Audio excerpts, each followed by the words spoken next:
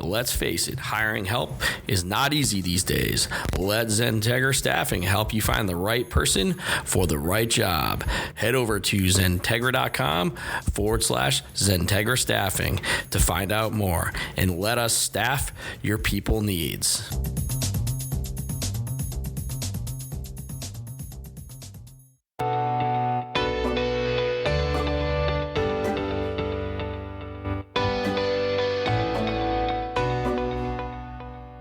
Welcome to another Citrix Session with your host, Andy Whiteside and Bill Sutton, your source for all things Citrix.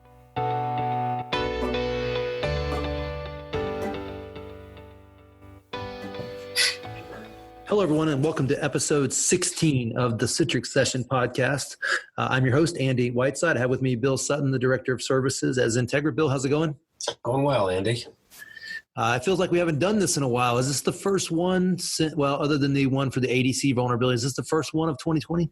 I think it is, and I wasn't available for the one you did on the vulnerability, so it's definitely the first one for me and the first one for both of us. Yeah, you were on vacation during that podcast, right? Yeah, I was getting ready to go camping with a bunch of Cub Scout or Boy Scouts in the woods in the winter. So, did you have any consulting work to do when you got back because of the ADC vulnerability? Oh my goodness, it's still rolling downhill. Yeah, how many net new engagements do you think we had because of that?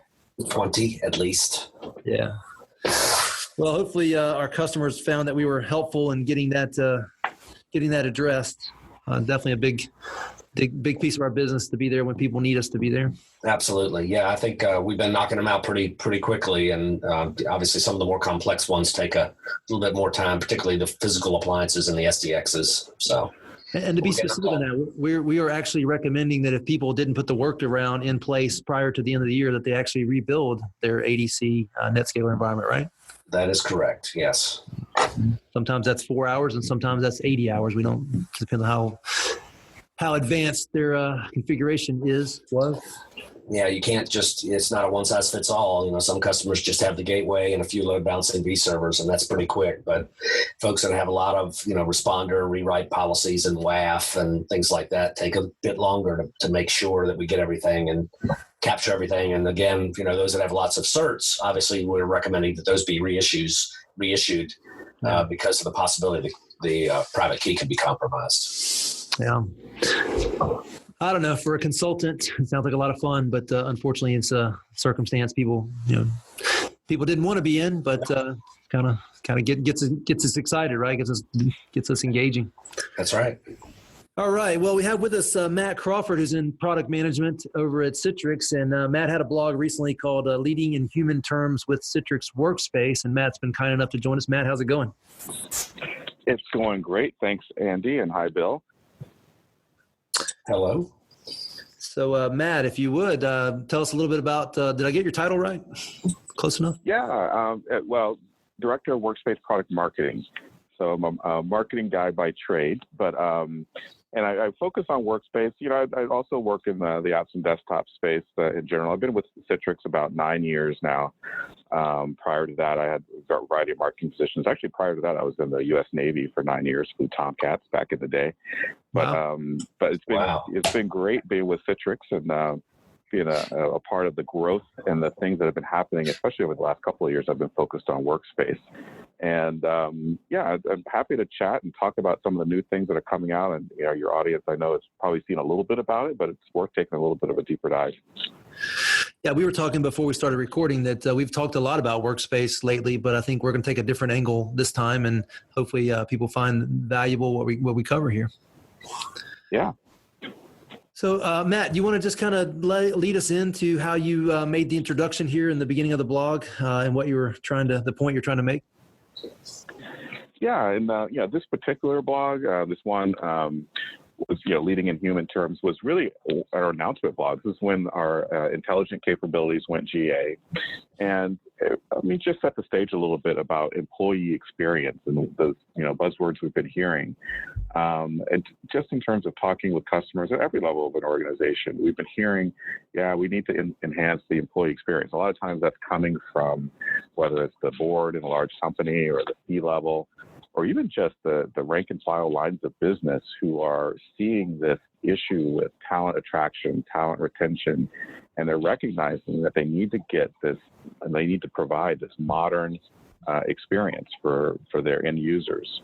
And that's what we've been working towards as we've been building on these intelligent capabilities.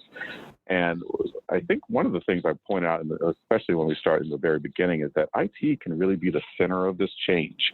And whether you're a longtime Citrix admin, you have a lot of Citrix infrastructure, or maybe you're coming in relatively new to it, you can actually lead this change. And I think having a lot of conversations with, obviously, our tried and true customers who have been with us for a long time. And what they like about it is this idea that that they're building onto their existing infrastructure, because the change is coming one way or another, right? There's this idea of employee experience, all these SaaS apps, all these kind of micro apps, all these things are coming. But can you design a solution as an IT professional that works with your existing stuff, or are you kind of, bringing all this stuff in piecemeal? And that's what we've been doing, especially with this intelligent capabilities, is saying, hey, you can, be the center of change. You can drive this experience, and you can do it in a way that doesn't disrupt what you're doing today necessarily, that really is additive to what you're doing and works seamlessly with a Citrix environment, so that your users really they're not disrupted in a bad way. They're enhanced with the new features, as opposed to jumping and switching to something completely different. So yeah, and that's why we talk about this idea of a platform approach, right, where you can kind of just keep building on. Yeah. I love that, because the truth is the Citrix admin and the guys running the Citrix environment at any organization has kind of been the leader of change and the use of technology in a user-friendly way for a long time. We just didn't know what to call it, and it's moving much more rapidly than it was 25 years ago when I first picked it up. Yeah, absolutely. And I think in terms of leading the change, I think it's just adding another tool to the Citrix admin's toolbox to lead that change, right? Before it's like, virtualization, you add some networking, you make that experience great, you solve a lot of, security challenges, you solve a lot of management issues. But here it's really just taking a proactive approach. And one of the things that's interesting about this, and that I hear a lot with the Citrix admins when we talk about it, is it's really opening up that dialogue to the rest of the organization in a way that wasn't before. So yes, you had to talk to the lines of business in terms of provisioning things, but now you're really getting into workflow conversations and understanding what's really happening with those end users in the various lines of business. And that makes that Citrix IT person even more valuable. And I think that's a great add to the stack in terms of the platform. Well, you mentioned a minute ago that we can be part of that enablement. I think the reality is IT is going to be leading that, whether your organization wants you to or not. It's the tech is going to drive a lot of future proofing of the employee's experience, because that's what tech does, really. Yep. So you're on a platform approach. I guess did we cover that with talking about the concept, or is there more detail you want to provide here? This first section where you go into. No, I think that's an important piece about the platform, and having it be unified, secure, intelligent. And that's a big piece of this, baking in the security from an application standpoint that's always been there, but adding SaaS applications to that. And then factoring in also, I think we could talk a little bit about this idea of system of record ownership. And this gets to the idea that IT is leading that change, but now integrating more carefully with other people who consider themselves the owners of the application system. So whether it's, HR for the HR application, or sales for Salesforce, or the, Dynamics, or whatever the tools that are being used, there's usually someone in the line of business that they consider themselves the owner from a workflow, even though IT has always made sure it worked and made sure it was available. And now when we move into this idea of intelligence and adding engagement to it and adding micro apps to it, there's more collaboration now to make sure that it's not just available, but actually enhanced. And that takes a partnership. And so I would encourage, and by the way, partners Citrix partners play a huge role in that and helping to facilitate that partnership and helping to, do the work sometimes when it comes to building micro apps. But I think that's the wave of the future in 2020. It's just more collaboration with different parts of the business when they bring, all these people to the table and you really talk about the work that needs to get done, the workflows that people are doing, and not just, hey, here's the text, go have at it, do your best. Right. Hey, Bill, any thoughts on that? Yeah, the way I see it, and Matt, tell me if you agree, is that I think that some of the conversations that are going to start, they're going to start at higher levels within the organization, maybe the HR level or perhaps even C level, with respect to introducing something like this into an existing environment. And then I think the changes or the process is going to filter, like you guys said earlier, down to IT. But to your point, IT is going to obviously at that point need to really collaborate with others within the business, as well as the Citrix partner that might be involved, is to help foster that collaboration because of the changes that'll be needed to integrate with existing systems of record. But also, I think this is going to be kind of a sea change in how the employee experiences their daily work. And I think there's going to probably be a lot of collaboration that needs to go on with various lines of businesses that are affected. Would you agree with that? Yeah, absolutely. You hit the nail on the head there. I think, maybe in the past, this is probably an oversimplification, but in the past it was, by getting everything highly available and working and people had access to stuff, that was actually a pretty high bar. When you can do that, that's good. But now the bar is actually raising even higher. It's like you're not even getting access, not just getting access to it, which you have to do and have it be high performing and secure, but also actually, making that workflow better, what they're doing with the application even better. And that second step, IT can help with, absolutely, but it's not IT's job every day to know what people in marketing are doing and how they're working exactly, or in sales or HR or accounting or whatever the business is. You have to collaborate with those lines of business. And then you can be that trusted advisor, right? That kind of counselor to say, okay, all right, here's 3 or 4 workflows that you guys are telling me that are extremely important that could actually, make people happier and move the business forward. I can do that for you. I can make that happen. And you kind of work with the partners and then in relatively short order, add a lot of value that's beyond, the whole keeping the lights on thing. Yeah, I think from my perspective, I think when you talk about keeping the lights on, I know in my own daily workflow, the ability to hop back and forth between multiple SaaS apps without having to re-authenticate or having to use a password manager or something like that to handle the authentication. That's really step one and really improving efficiency. But the micro apps go well beyond that and being able to bubble up the information that's most relevant to the surface. So I see those kind of happening in stages, and I think the micro apps might be a little bit more involved in really understanding from the business what needs to be bubbled up to the surface and what doesn't, and what makes sense. Yeah, I agree. And sometimes, there's actually a couple of important. I mentioned, collaborating with the business on these micro apps, but there's a couple that IT manages. From a service ticketing standpoint. So if someone uses ServiceNow as an example, that's actually sort of within the IT department, and that can be kind of a ground zero use case. The low-hanging fruit kind of thing. Yeah. Low-hanging fruit. Yeah. And then you're not working with accounting. You're still working with someone that, is a technical person that can get started. So Matt, you go into the next section here, a secure workspace, a secure employee. Obviously, this ability to get access and provide these resources can't come without thinking of security along the way. What are you covering here? Yeah, and I think the built-in security that is also a part of it. Citrix people who are Citrix customers are used to having a certain level of security, right? That's one of the kind of the core tenets of virtualization. By keeping things in the data center, you keep them more secure. But that's not the only thing. You have access from certain locations. It gives you certain policy controls when you're in a virtualized environment. And so what we've done is made sure we've extended a lot of those benefits to any kind of application, SaaS applications in particular, but also managing other threats.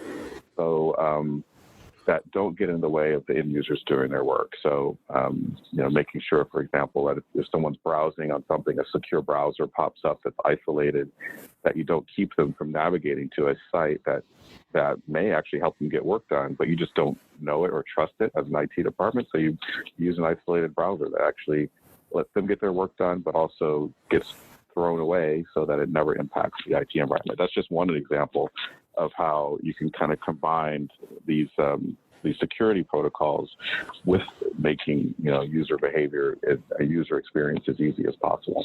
And then of course the analytics on top of that, when you combine how users are interacting with their applications, where they're interacting from, you can add security on across the board. And so you're not just locking everything down, you're able to add that security, but also, if there is some risky behavior, assign a user risk score to that person, and you can start to have actions taken automatically or, IT intervention. So analytics are a big part of the equation. But again, it's all natural. It's all just sort of integrated with the workspace experience. I know we've covered analytics a little bit in the past, and the traditional Citrix admin, they know about gold images and locking down images and smart access rules, that kind of thing. I think the analytics around security and performance, which maybe we'll touch on here in a minute, but those are new ideas that the Citrix admin has to kind of open his mind up to, how he's going to have a look into what the user is doing real time to figure out when things need to be addressed. Yeah, absolutely. And both security and performance analytics take that, what I call the credit card approach, which is, we've all had that experience of maybe getting a text message from your credit card company that says, hey, did you just make a purchase at, somewhere in California? It's like, well, no, I'm actually in Florida. I'm not, at Macy's or wherever in California. And something got triggered behind the scenes, right? And then you can take an action, or they say, call us, or you take some sort of action there. That's the same concept, really, with the user analytics and performance analytics we're talking about. It's on that user level. So in the security context, maybe it is a login from an unusual location, and there's an alert that pops up. It's like, hey, this person logged in from an unusual location. They've logged in from the same place every day for 6 months, and all of a sudden they're here. Maybe they're traveling. Maybe that's appropriate, but maybe they're not. Maybe their credentials are hacked. And so that kind of alert happens with machine learning. So it's not the IT, the Citrix admin that's sort of monitoring people's daily usage of that. That's where the machine learning, the artificial intelligence comes in to understand the anomalies and either take automated actions or help the person troubleshoot from a security standpoint. And it's the same exact thing on the performance analytics side. Instead of, yes, we've always had these sort of, we call them operational analytics, right, with Desktop Director and just understanding how the Citrix environment is. But what's new is this user experience score from a performance standpoint. So that at an end user level, and then you can group that into groups of users as well, there's a score that gets developed based on maybe it's excessive logon times, or maybe it's some other thing that's happening to that user. So that can trigger automated actions, or it just at least triggers IT to go and troubleshoot. Now you can click down and understand exactly what's making that notification happening. So it's really it's helping with troubleshooting in particular, and helping to improve that overall experience at a user level. That's a brand new one we just recently launched. Yeah. So Matt, your next session here says a system of record ownership. What are we covering there? Yeah, and we talked a little bit about that, about the system of record and making sure that you reach out to those that could be in different lines of business, the system of record owner for, Salesforce or Concur or whatever that, from HR or sales. But, like I said, though, somebody in IT is often the system of record owner for whatever their IT service management application is, ServiceNow or whatever. And so that could be a way to get started as well. But that's the concept. When we talk about intelligence and micro apps, that's just a key concept that we wanted to put out in the blog, a term that we're going to be using, the system of record. And that really is not just the person that sort of makes the app available, which has always generally been IT, but who like quote unquote owns the application from a business standpoint and is understanding how it's being used, is probably, managing maybe the licensing of it and maybe deciding, hey, do we need to switch from this application to that one based on the needs of the business. Those are the true, what we call the system of record owners. Right. So Matt, the next section gets into money, right, and cost savings around application modernization. Let's walk through there. Yeah, and I think, and I'll take the two sections probably together, this idea of application modernization and application usage. And when we first started, pitching this idea of workspace intelligence and micro apps to customers, I recall one conversation in particular with a company, and it was a group of people in a meeting, and we were talking about a use case around PTO, right? And how hard it can be sometimes to do PTO, even with something like Workday, which is a pretty, it's a modern HR system. And we click through our demos. You guys have talked about this on other podcasts probably too, and seen, and folks on the line have seen demos of the PTO example where you can just in a couple of clicks instead of launching a full-blown application. That was one of the early use cases we talked about because, let's face it, everybody has to take time off once in a while. They kind of get it. And then, they said, well, look, we don't have Workday. We wish we did. We have this antiquated system, and then we have to print out a piece of paper, and somebody has to go sign it. And they were kind of like chuckling, like, we're not even, looking at that. But I said, well, what if you could? What if you could bring that application into the modern era without actually, changing fundamentally that application? Maybe you're not ready to make that full shift to another system. You can actually modernize that application with this great user experience. And, it saves people time, makes people happy with just a few clicks. And that's when the light bulbs clicked for them. They realized that this was a way to modernize an application without going through, an 8-month cycle of choosing a new application. The HR department in that case was not ready for that. They've been hemming and hawing about moving from their HR application for years. It's going to cost a lot of money. But this is a way to actually add value without even changing the application, just provide a better experience for it. And so that's when you look at that, you look at cost savings instead of, maybe it just wasn't the right time to move to a new HR application for them. And they save costs, they can save costs by modernizing that existing application.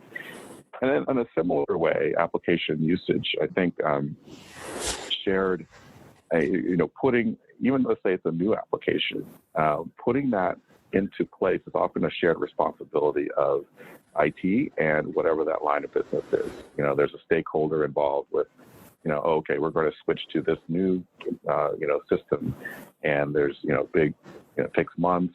You've made the purchase, you've made the decision, you're doing the migration, and you've moved to this brand new system. But for whatever reason, people aren't even using it, and you're not actually able to see the financial benefits of using the system because it's, you've replaced some antiquated system with something that's new, but still complex. And so people are still maybe not in their habit patterns of using that application in an efficient way. And so that's another way to do it, is to get, even though my first example was an old application, but in this case, it's a new application, one that's been modernized. And in both cases, they're able to extract value out of that with Workspace Intelligence. Yeah, Matt, you got some kind of numbers on the amount of applications that get rolled out that don't get adopted ever, or not to the degree they expected, and having this go through a centralized system would be able to garner information on that? Do you have any numbers about how what that part of the industry looks like? Yeah, I think something like 4 out of 5 applications are used only like a small percentage of their potential. Yeah. So people are only using a slice of these things, and so the intended. So let's take that big application project. When the ROI is thought of in the beginning, they're thinking that people are going to use all these great tools and things that this application system can do, right? They've got sold on that. And so they've modernized. They think people are going to use all these great features and things, and that's built into the ROI of the application of doing this whole project.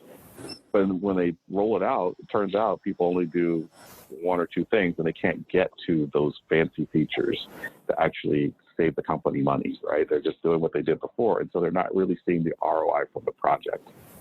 So this is just getting to whatever that ROI was that you thought you were going to get from this application modernization project. You can actually uncover that and get back to that. And it's going to vary based on the project, but that's what we're seeing a lot of people, think about when they think about these micro apps as being able to, when they're assigning an ROI to it.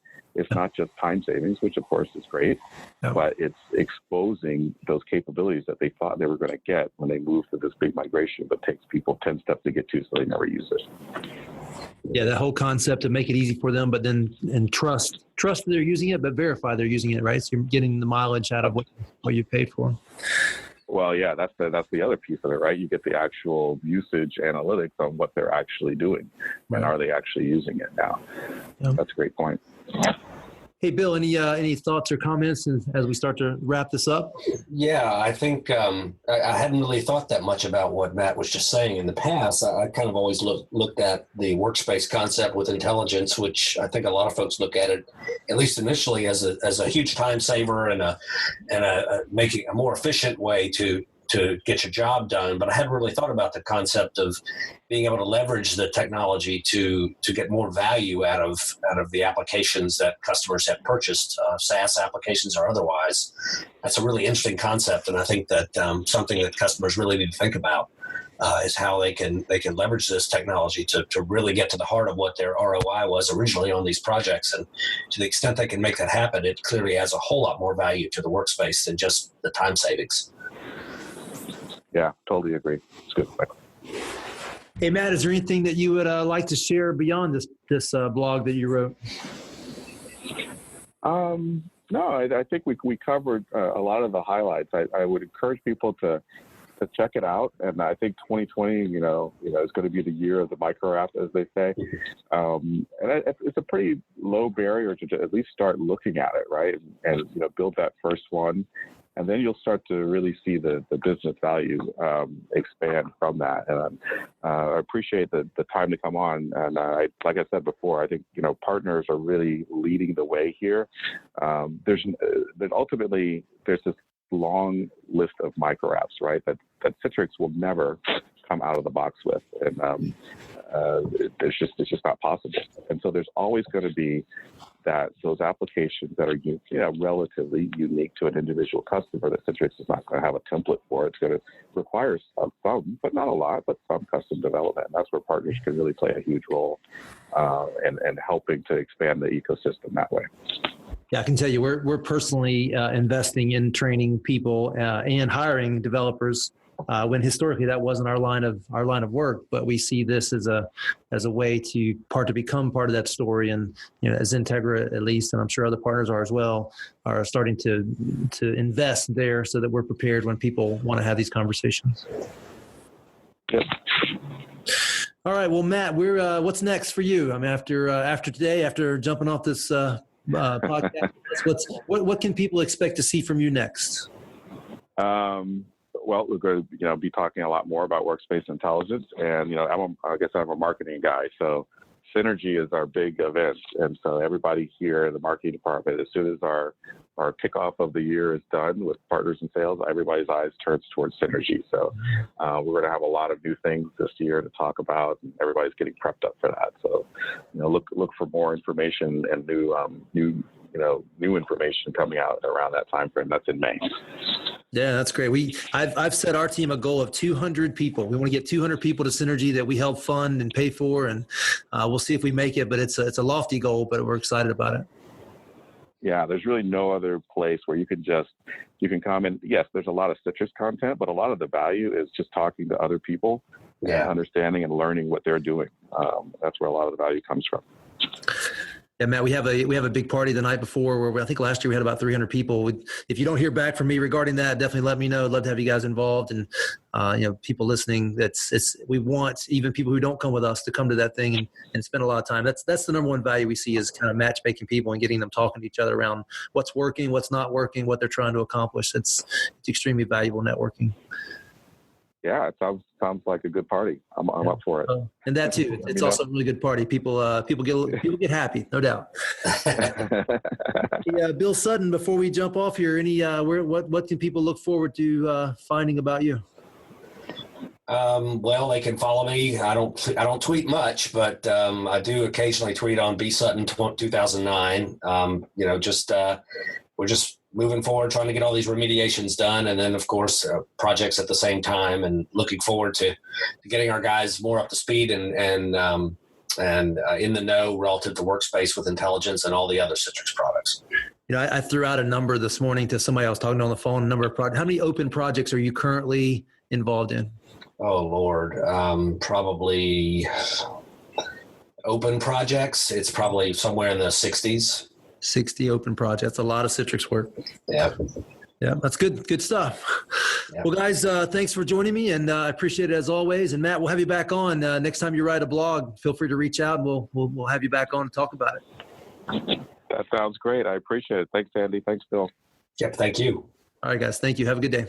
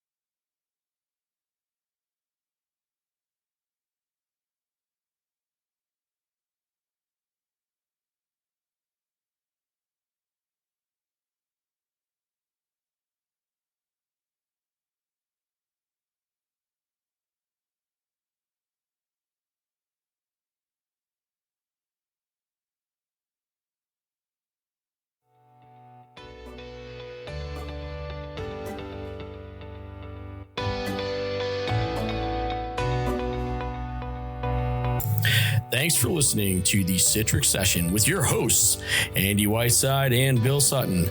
A special thanks to our guests, podcast produced by Pete Downing.